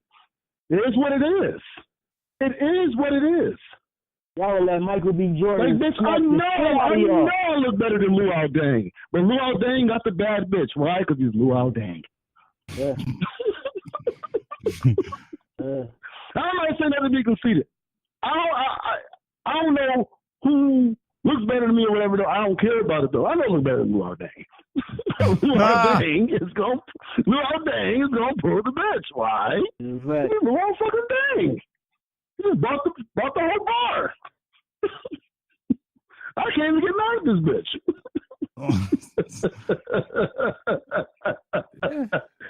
It is what it is. So pastors or whatever, though, they not. Come on now. You still a man. Hello. That's what it is. You know what I'm saying, though? Yeah. So. You know what? Before we get to the Trailblazers, real quick, I gotta ask y'all. And it's probably a sports thing, but fuck it. It is what it is. What do y'all think about Cam Newton and Calvin Benjamin? Did you see the conversation, Pete? You see it, Chuck? I saw it, man. I saw it. First of all, let's give context to the people, man.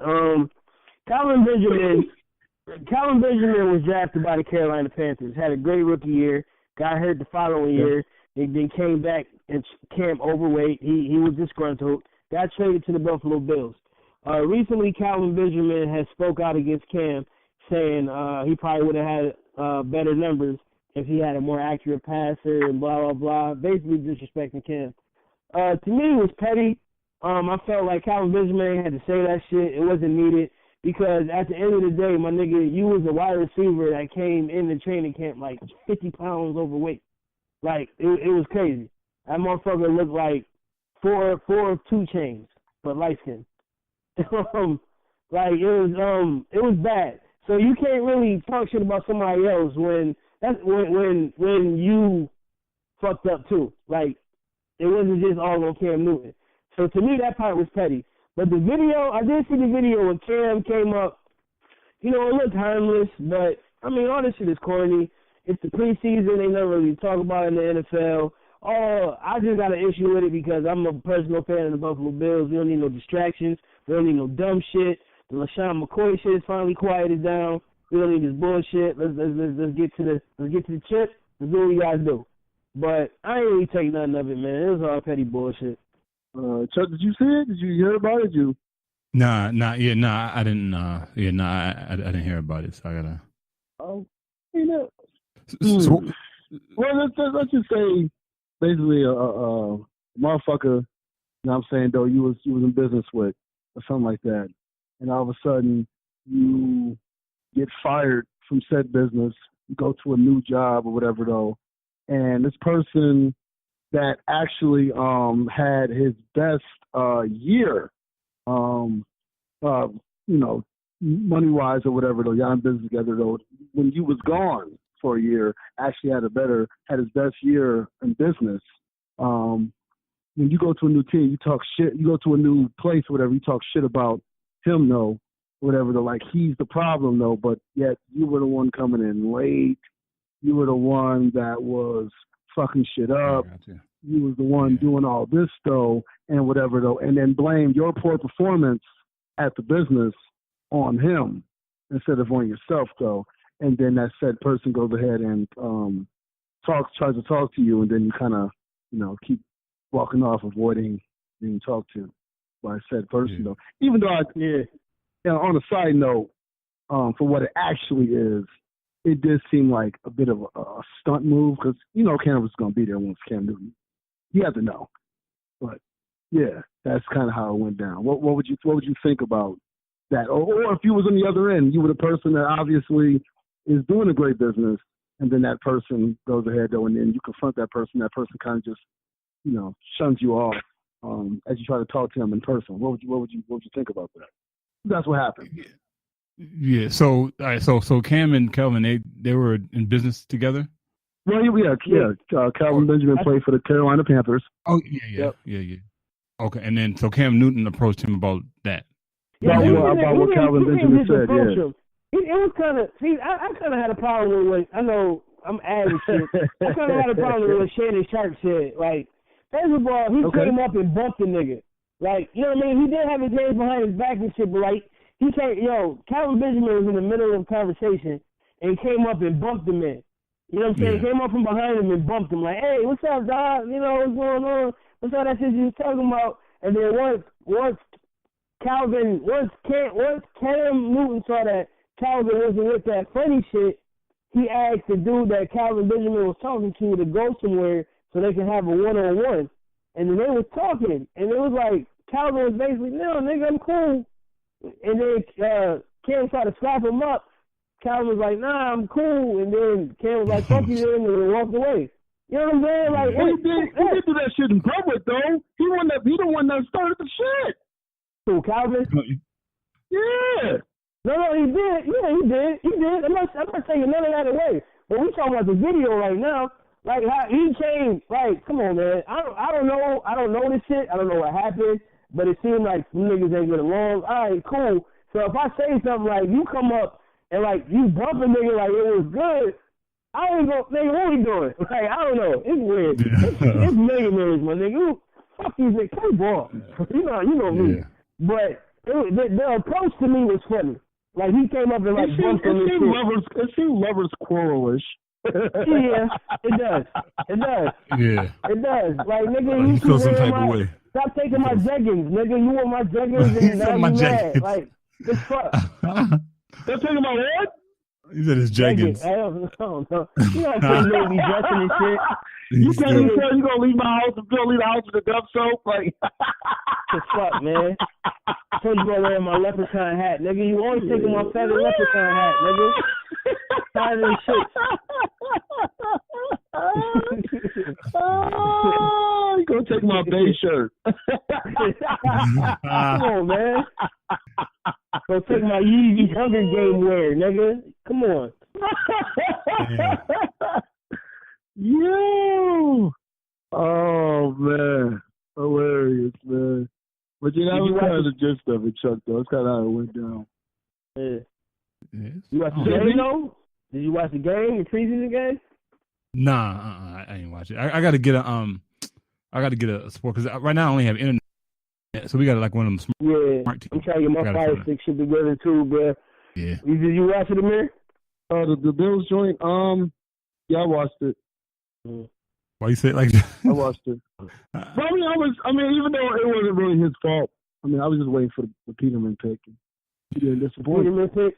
No, it wasn't. Yeah, we was. Like, it wasn't his fault. I'm being very petty by saying that because it wasn't his fault at all. But I think somebody will get traded though. I think AJ McCarron or one of them will get traded.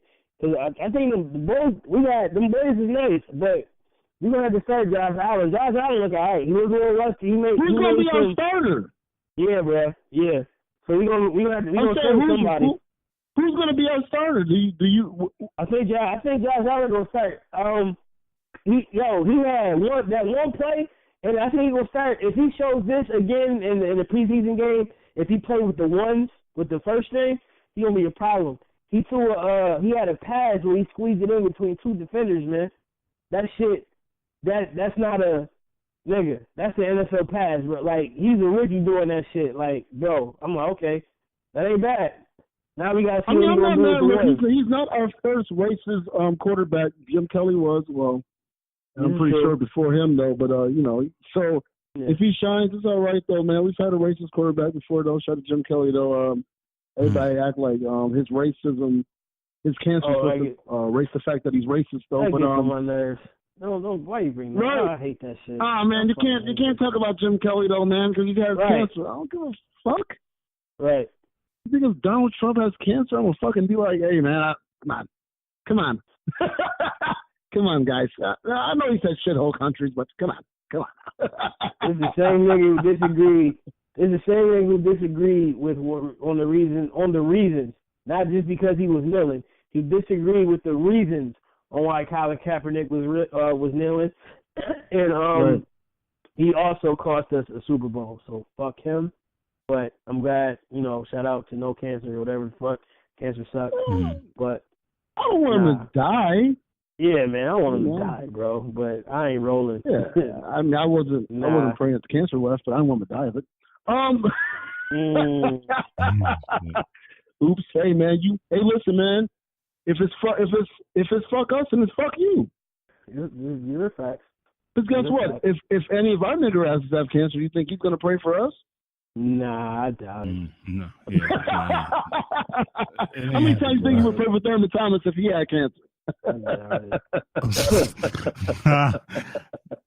doubt it.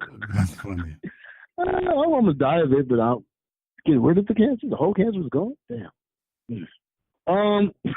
I know it's being petty today. Listen, we got to get to our Trailblazers, man. Is there anything else y'all want to talk about before I get into it? Yeah, really quick, bro. Really quick. Go ahead, so Go ahead. I'm on Twitter right now, and apparently there's some rally in Washington D.C. That's the Unite the Right rally, which is a white supremacist rally going on right now in D.C. And then the Black Lives Matter people are there also to counter.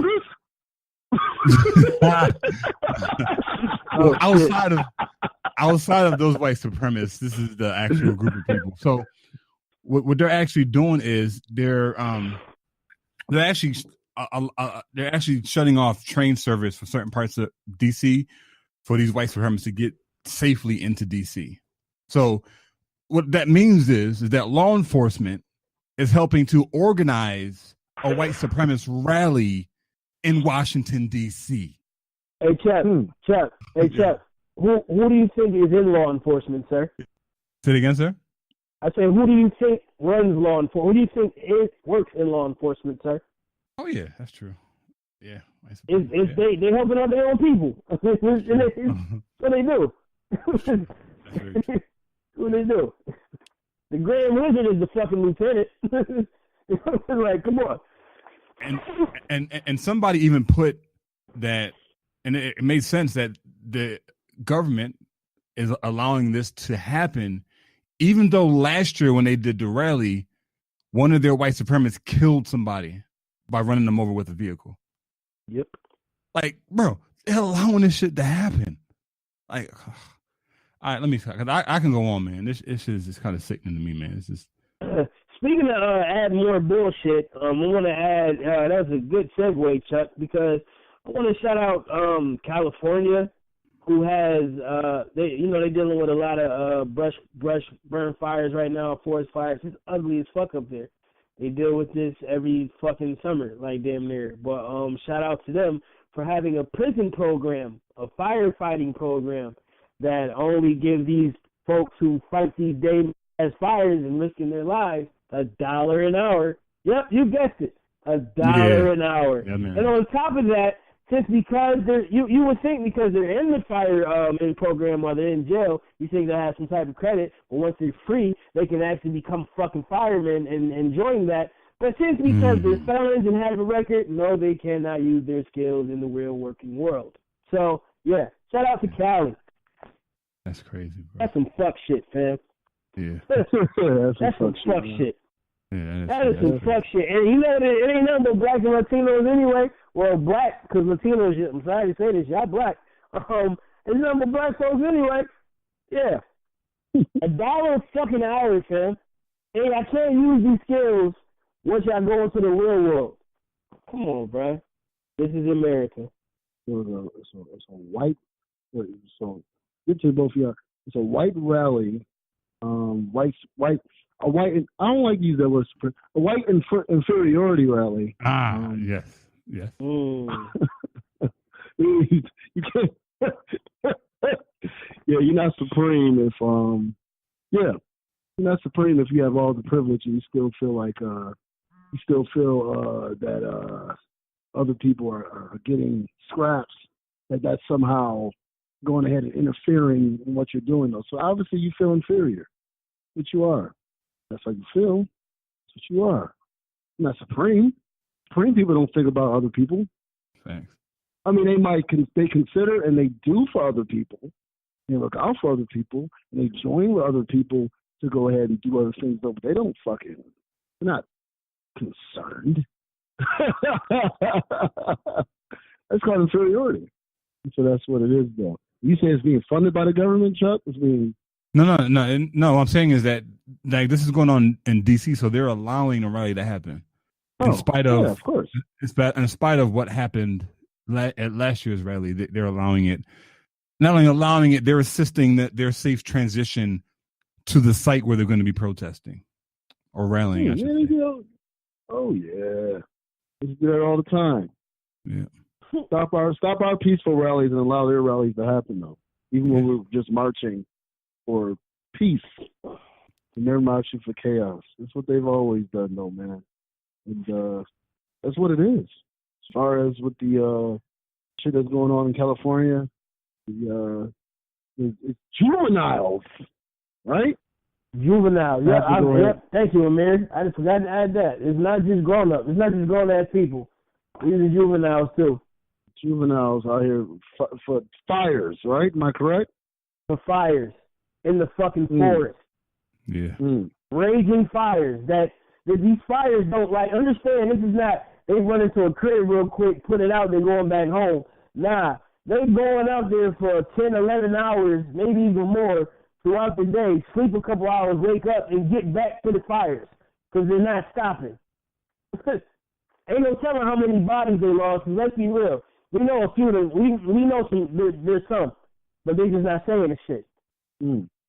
Imagine throwing a little Bradley into that fire. How would they feel?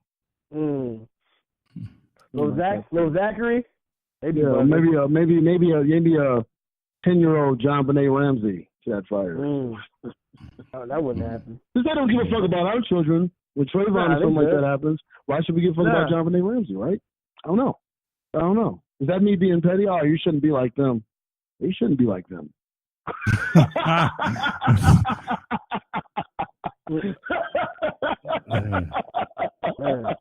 Fight fire with fire, right?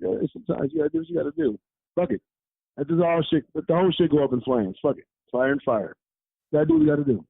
All right, now.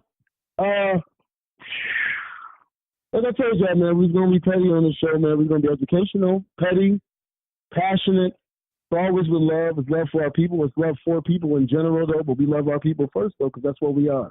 And you know what I'm saying, though, the love that we have for all humanity, we make sure that we share, though. And you know what I'm saying, though, we're not against other people, though, but we're just for our people. If you have a problem with that, though, then have a problem. Well, Black Trailblazers, man, past to present, though. Chuck, man, who you got, Pete? And I'm gonna go after y'all, brothers. I really ain't had nobody. I wasn't prepared for anybody today, but I'm gonna give a shout out to Pete for recommending this podcast. I started listening to it today, and it kind of sounded pretty dope. Arian Foster's Now What joint. Yeah. Yeah, I was listening to it. What's the name of that again? It's called Now What by Arian Foster.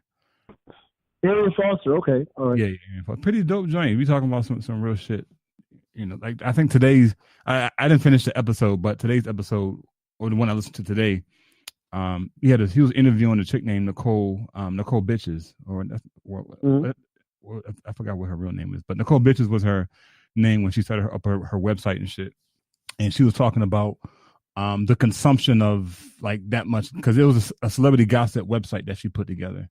And and she was talking about how she went into they said eventually, because she was having to do so much research on so she can post articles and shit, that she was diagnosed with PTSD as a result of consuming that much negativity. And Aaron Foster said he was kind of the same thing, but he was a little differently, because he said he has he likes history, he likes science and shit like that. So he said he was like consuming all this information, and he got to a point where he was I think he got diagnosed with anxiety or some shit like that. And so kind of goes back to the amount of information that we consume, how we're, you know, podcasts, YouTube, like we're always consuming information, and if we're not doing anything with it, it's like getting sort of like stuck there, like stuck, you know, like stale energy, whatever the case is. So yeah, so shout out to Arian Foster. I know I went off in a little tangent, but shout out to Arian Foster for, you know, doing what he's doing. And he's, you know, he said he's just wants to put out some content that, you know, that's really good and relevant. So, Arian Foster, fuck with us, man. We up and coming. We love to collab with you, bro. We love to collab with you, bro. Man. Love everything you do, man. Yeah, the brother Arian Foster, man, the ex Houston Texans running back. Yeah, good running back too. Yeah. Pretty good running back. He had to retire early because of injury, or was just he just said, fuck it? It was he got injured, but he was good. He ain't want to fuck with it no more, man. He got his bread. Like shit. Get out while you healthy. You know? Yeah, pretty much. Fuck it, man. Super Bowls ain't everything. They ain't life. You got bread, you got your family, you got your health. Fuck it. Health is wealth. Absolutely. Appreciate that though, Chuck, man. And what's that called? It's called What Now with Arian Foster?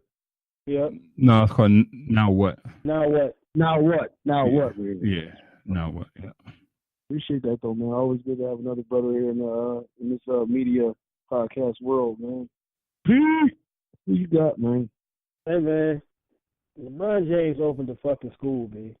Not only did he open the school, it was free education. He opened a school where if the kids go and the parents need a job, they could work there and shit. So you opened the school and you gave job opportunities. And if you decide to go to Akron University, they'll pay for your school in that Akron University. Nigga, I'm trying to see how can I put my kids through that school and get a job. You know what I'm saying? Akron is not far. I drive to Akron. Like, salute to LeBron, right. Man. That's fucking dope, man. That's dope, man.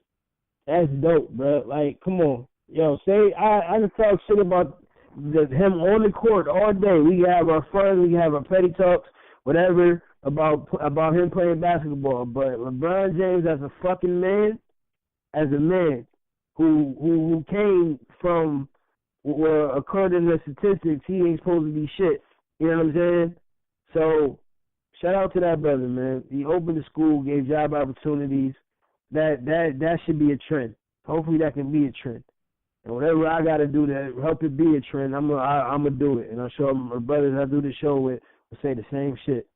Shout out to that, man. Yeah, facts. I've been watching a lot of interviews this week though, man, and actually there isn't one specific person. I just want to give a shout out to those who are using their platform to keep it real. And I got three brothers right here with Noriega and what he's doing. I especially like the fact that he said, you know what, why would I try to do business with Bill Gates and Warren Buffett when Jay-Z and Diddy, these people, they are my Bill Gates. They are my Warren Buffett. Right. And he said, you know what I'm saying, I want to make, you know what I'm saying, no money with people that look like me. That's that mentality, though.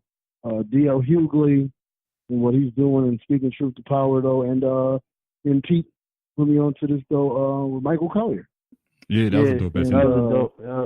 Yeah, that was a great interview with that brother there in the Breakfast Club, though, man. He's always, you know what I'm saying, though, he works. You know what I mean? Just when you think you're not going to see Michael Collier again, you see Michael Collier again. He's just like, shit, I ain't getting rid of me, motherfuckers. Spoke about his story about how he was on crack, though, and, you know what I'm saying, though, like, it was one thing that said, you say, well, DJ Envy, of course, DJ Envy always being DJ Envy. Sometimes he can really get it. Talk about grinding your gears, talk about pissing somebody off. Jesus Christ, I hate DJ Envy sometimes. We talk about real shit. Ugh. But he did say something. He was like, yo, man, what makes you get on crack? Like, what makes you go to that? Like, he had a joint where crack is whack and this and that. So he's like, yo, yeah, crack ain't whack to people that's on it. Right. Yeah. That's how he dies, man. I mean, so I had a good time. Man, he was just a nut, man. Get high. It's really hard to trust a person with a last name, with a name called MG. But anyways, though, yeah, man, outside of that pettiness right there, yo, man, shout out to those brothers, though, man, and all the brothers that's out here that have the platform, you know what I'm saying, though, and are using that platform to go ahead and speak real shit, though, man. So I'm gonna say that. All right, man. Did the Kawhi trade? The Kawhi trade already happened during the last show, right? Yeah. Yep. Was any specific things that only for 1 year? Got any early predictions though for the NFL season? NFL season, I don't know, man. We're gonna see, man. My Bills, we're going year 2 of the playoffs, man. That's all I give a fuck about. Philly, I think Philly can repeat though. Philly can definitely repeat. Don't sleep on the Giants. Yeah. The Dallas gonna be trash. Minnesota might be nasty. And that's all I got. We winning the AFC East this year. I'm gonna play that out there. Fuck it. Prediction. Yeah, we're gonna go predictions, man. Let's have some fun with it. We winning the AFC East this year. It's our turn. Cause listen, yes, we got the roster turnover and all that shit, blah blah blah. But LaShawn gonna ball out. He gonna have the greatest season of his career because of all this bullshit. We gonna have the rookie woes, but we gonna be cool. We gonna have a solid defense. We had one of the best safety tandems in the league last year on top of quarterback. This is year 2 with Tre'Davious White. Our defense is gonna be fucking disgusting, man. I'm telling you. We finally got a middle linebacker in the rookie Edmond dude. The Milano kid gonna be healthy. You know what I'm saying? And our offense just don't gotta fuck it up, and we not. So we got it. We coming out the East, nigga. Okay. All right, man. Yeah. I can dig it. I'm with it. Fuck it. We made the playoffs. Fuck it. Sky's the limit. Keep striving. The drought has ended. Yeah, sports as far as everything's pretty much established. That, you know, we didn't get LeBron. We got Melo. Rockets. Yeah, Melo was Hey, man, we gonna see. I like, man, if Melo can be what the fuck he keeps showing on Instagram, they're gonna be alright. He's been doing this shit the last 5 years though, my nigga. And it's just, he can either, it ain't gonna be no in between. He gonna be the cancer, or y'all gonna be one of the nastiest niggas in the West. And Golden State may have a problem with y'all. It ain't no in between, though, bro.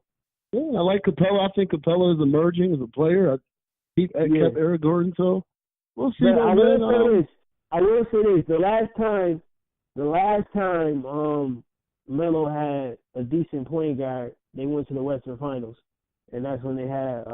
And he went to the second round when he had Jason Kidd. Yeah, that's when they had Chauncey Billups and Denver. Chauncey Billups, yeah. Yeah. So Chris Paul ain't gonna be with the shit. He gonna do it. We gonna see. That's gonna be interesting. I'm surprised Charles didn't get paid right there when you said Chauncey Billups. My bad. That's Chuck's boy right there. Chuck's boy, man. That fuck with Chauncey. Big Shot Bob was nasty, man. Fuck with Chauncey. Yeah. One big shot, Charles. Big Shot Bob. You said Big Shot Bob? Yeah. Robert Horry, goddammit. Oh. Shot. Yeah, that's right. Come on, Chuck. Yeah. Not gonna lie, Chauncey did make some big shots. I can't front, but he ain't Big Shot. Big Shot. Mr. Big Shot. That's his name. That's what they called him. I think it was something. That was his name, Mr. nigga. Big Yeah. That was his, He has to join. All right, man. All right, fellas. I guess before we go and get Pete, you got anything, man? Got any bars? Come on, man. That's what I do. This is what I do. Well, I'm chilling. So, Pete. You chilling? Okay. I mean, rock out. The floor is fucking yours, my brother. Pete, Prop, show what the fuck you got, man. Go ahead, man. Hey. Wildin' on mics like my first name, Joe. Now said it was written, so to the pen I go.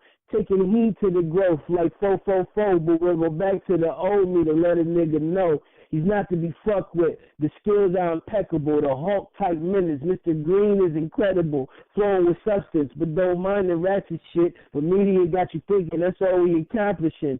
Drug users plus drug dealing and fucking bitches, popping pills with gang and sipping syrup. Fuck your agenda, whatever you stand for. We say Black Lives Matter. You ready to wage war? That's not all. I'm knowing that there's more. Like they stopped making guns right after they made Jaws. No, we got heat too, but no white side. So we wade in the water with gats and black pride. Prop.